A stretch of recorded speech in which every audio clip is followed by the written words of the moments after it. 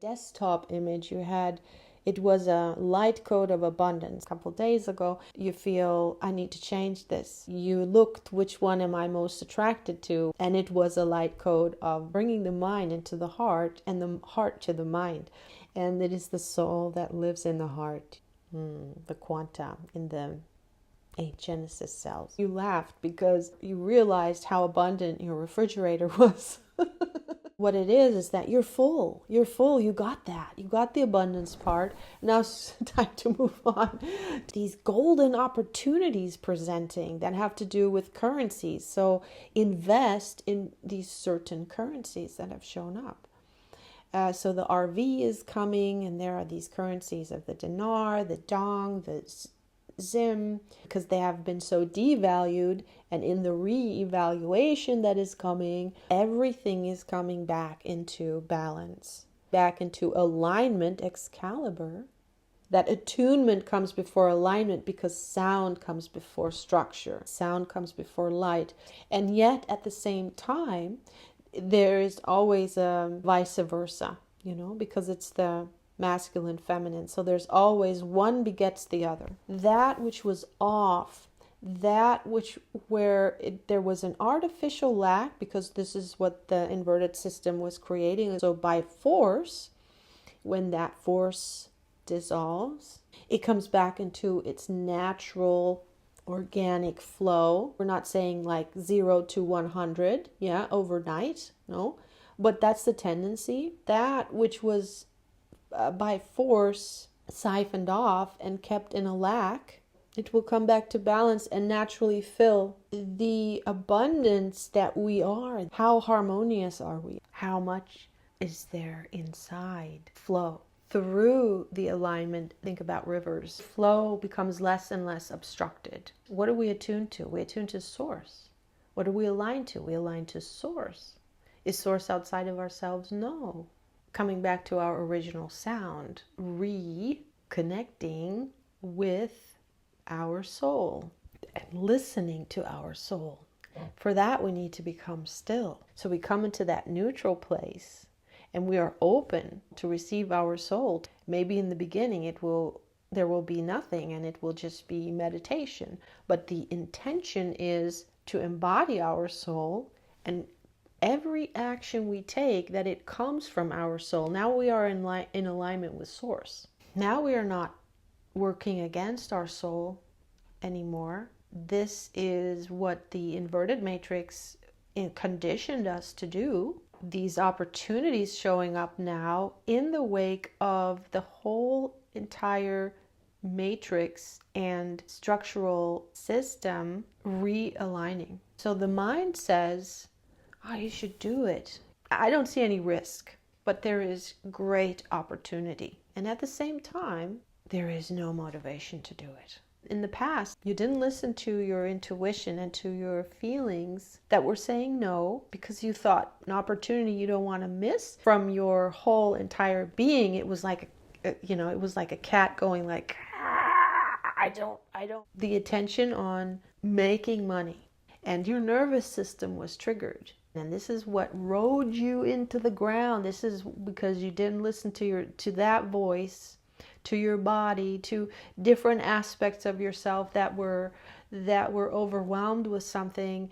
And every single time it was overridden by the left brain, rational mind, the part of the mind that carries the conditioning of the inverted matrix, seeing it as a means to an end. And you thought, this is what I have to do to get to this end. And now we're getting closer. You had done this for so many years that you had so many nervous breakdowns which brought you to a place where everything had to stop, incapacitated, because you had for so many years not listened to your truth. And even if it's one aspect of you, it's like your child. You don't meet the needs of one aspect of yourself that is your true needs, and you override the nervous system is one aspect of yourself, then at some point it just gets to a place where it's a full stop. You cannot go any further without listening to yourself, because that is love. How you were conditioned through the system of you do not listen to yourself, you do what you need to do to get to your end. So reaching your dreams through the ways of the conditioned mind, of the inverted matrix paradigm, that was gone. There are still some of those conditionings there, and within the collective mind, it's very much still there. In the beginning, you were anxious about all that quietness. There was nothing for you to grasp because it was that in-between place from being completely plugged into the outside. It's also a belief system running according to that. When that didn't work anymore and you were thrown back onto yourself, first there was nothing. Okay, well, what do I do now? How do I reach my dreams now? You had to face all that pain body. It takes some time to actually trust that that is what you need to do. The voice of conditioning and the voice of the old system will tell you you are a loser, you are a couch potato, you are you're not ever going to amount to anything, and you will never reach your dreams. You will miss out on life, on what life has to offer you, if you don't get into those wheels of effort and achievement that way, that of the old system. And you'll be poor, and you'll never be independent. It took some time to shift that around and to bring your attention inwards and to come back into trust and to realize that all of those voices, all of those belief systems, that they were not coming from truth. They were not anchored in truth. They were not coming from the soul. So it took some time for you to reawaken to the soul. You were asleep to the soul. That had atrophied. The right side of the brain was not in an equal exchange with the left side of the brain. They were not working together. Energy, attention, it was all in the left side of the brain. First, there is emptiness. There is the letting go of the old ways, coming into this neutral place of emptiness, and then opening up to the soul. The male side, the left side, is structure, doing, achieving. It's the arrow, it goes forward. The right side is there, no structure. It's also not in time. It's like spherical, all over the place. It's more like the dream world. It thinks in like the soul language is the language of symbology, and very, very personal symbology that is connected to all the senses and the feelings, and especially the emotions. And it is connected to source. The feminine flow is that which brings through the soul, and then the masculine flow receives it from the feminine, from the right brain, brings it into expression, into embodiment. But first, there has to be that receiving. If we are attached to and our attention is in the old ways, that the receiving comes from the outside structures, and it can only come if we do and achieve and have this effort. So in other words, if our doing is not rooted in our being and is not coming from the receiving of our soul, and so it is inspired doing, then that doing is not coming from our true self, and it doesn't carry our sound. And we are not creating our own dream, but somebody else's. Supporting it's not a dream because the inverted matrix, which is based on the parasitical forces, are behind it. They are very intelligent. It is just that they don't have the power to create dreams, and the dreams is the reality that we exist in. So they need our power to create their reality, and that's what you're then putting your power towards. So in the beginning, the voices of the conditioned mind are very loud, and the voice of the soul you may not be able to hear. The silence can be very difficult because you're still believing in what comes towards you from your conditioning. Because value was only put onto what is it that you bring. Yes, so when I stopped contributing into that system, there were a lot of voices outside of me, but also my own voices that were insecure about, oh, am I going to fall by the wayside? I'm a failure. And I hadn't fully embodied those aspects yet, and not because I wasn't aware that they were still running on the old program. And that the thing is that when you believe you're a failure, you think lesser of yourself and you feel lesser of yourself. It's an inversion because you turn on yourself. You are not seeing the truth. You needed to come back into your heart, because when you see yourself as lesser than you are, running the inverted currents, you're not in your heart. Because when you're in your heart, you're with your soul, you are in trust, and you love. You love yourself, and you even love the aspects that don't see yet. The aspects that fell again into the trap, that were delusional still, that didn't listen to yourself, and where you dragged yourself, along and made yourself suffer. The truth of yourself loves all of you. And even if that truth, which is your soul, still cannot reach certain parts where you say, okay, but that part, I cannot forgive myself for. I cannot love that happened. I cannot accept that happened. It still breaks my heart. The soul loves that cannot love itself. It is unconditional love.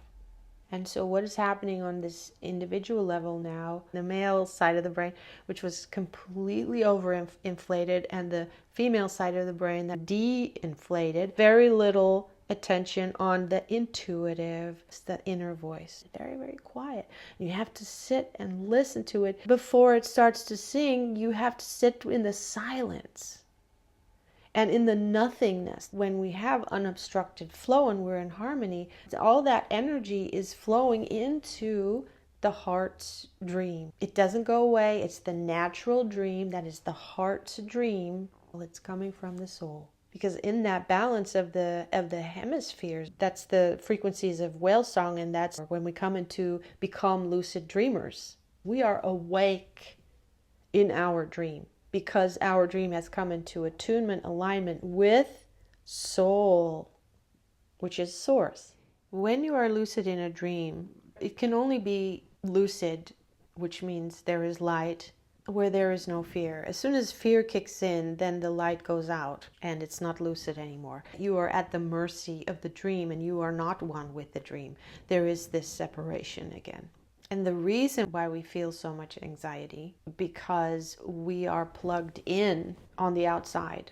We feel we are still at the mercy of life, because we are so focused into the left side of the brain. Okay, so now let's go back to these opportunities, and you realize, as much as it makes sense, invest into them. The feeling, however, is, I don't even want to think about it. To listen to yourself. That's what this is about. Even when there is something that the rational mind can see that, oh, it would make sense to do this. But when the feeling is not there, not to force yourself. That's all we're saying. Don't override with the left part of the brain. There's another way of abundance. Can't win the lottery unless you buy a ticket. So it doesn't mean don't buy a ticket either. It just means listen and feel. Right now, what do you feel motivated and moved to do? Is your heart in it? Is your heart with you doing this?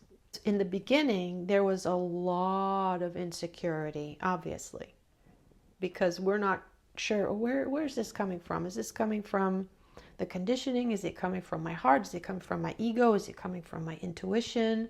Is it coming from conditioning? Or is it coming from my truth, from my sound? My sound. See, this is the thing. It's all about reattuning to one's own sound. Our happiness depends on soul embodiment. Ooh, oh my God, I just got really dizzy. Wow. Okay.